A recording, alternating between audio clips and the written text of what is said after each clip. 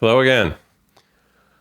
By now you know that Trump has sent in federal troops into Washington, D.C., and the ostensible reason he gave was that there was an enormous crime wave in the city, requiring that we send in 800 to 1,000 military troops and control the population and reduce the crime wave, to his exaggeration, of course, to zero, pretty much overnight.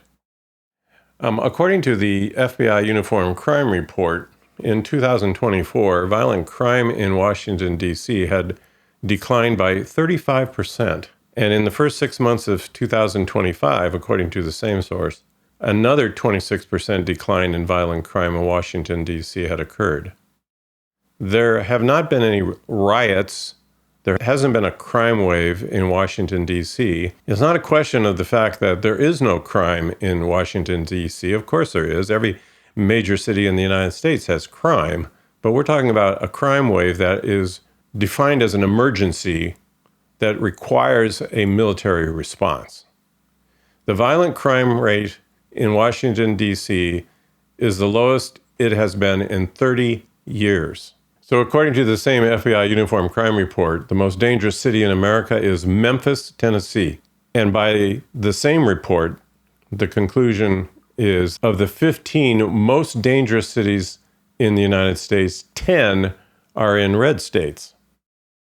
Those are large city statistics. Now, when you look at smaller cities and you look at the highest homicide rates, these are the 5 top highest homicide rate small cities in America, and they are in this order.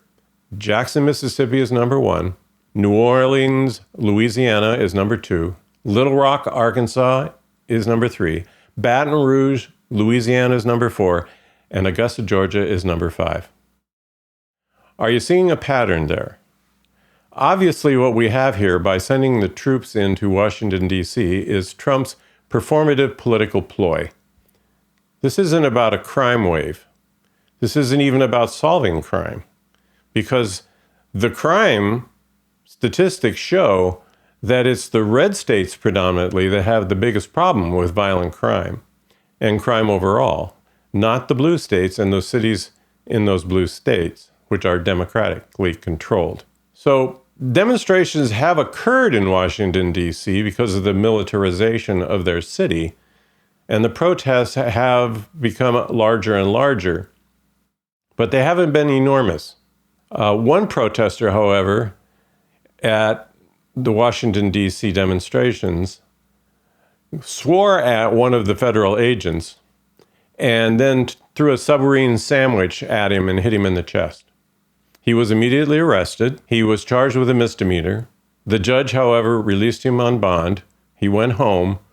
But Attorney General Pam Bondi decided a misdemeanor was not a sufficient charge for this heinous crime of throwing a sandwich at a federal agent, hitting him in the chest, not causing any injury, by the way. So 20 armed agents showed up and rearrested this man at his home. He was then charged with a felony. He was fired from his job, which happened to be at the Department of Justice. So did this really require a felony charge? Throwing a sandwich? I mean, well, in fairness, of course, the sandwich wasn't gluten-free, but was it really dangerous? I mean, what are we doing by charging somebody who throws a sandwich with a felony, which could get him at least a year in prison? Now, here's the problem as I see it. It's not going to stop at Washington, D.C. I mean, it started with Los Angeles. We already saw that a couple months ago. It's gone to Washington, D.C. Trump has actually announced that he plans, or at least threatens, to do exactly the same thing that he's done in Washington, D.C.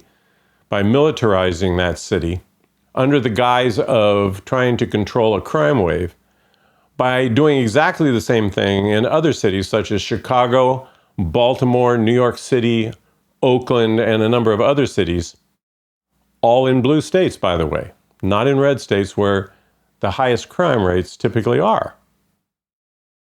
So here's my question to all of you. Where is the nationwide outrage? Why are we not out there in the streets by the millions? It's not just a problem of Washington, D.C. being militarized. You know that this is the start of a police state, of the militarization of America. It is not going to stop with Washington, D.C. So what we need to do is have a massive outrage, a massive outpouring and demonstration of protest across the country. We have an opportunity on September 1st because there already is organizing for a demonstration for Labor Day to support unions, which I applaud.